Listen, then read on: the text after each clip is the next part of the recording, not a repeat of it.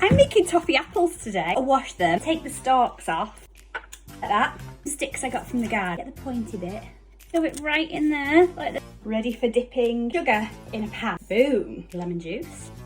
Oh, a little bit of water. Hot. Just give it a dissolve. It's nearly ready.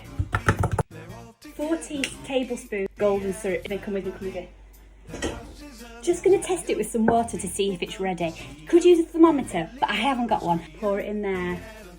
And if it goes hard, you're ready. Red food colouring. So I'm going to go quite generous. Oh yeah. Tilt it to the side. Oh wow, that is so nice. Look at that colour. This is what gives you those lovely flat bottoms. Look at them. You can't eat them till they've cooled down, but come on. Whoop. It's good, isn't it?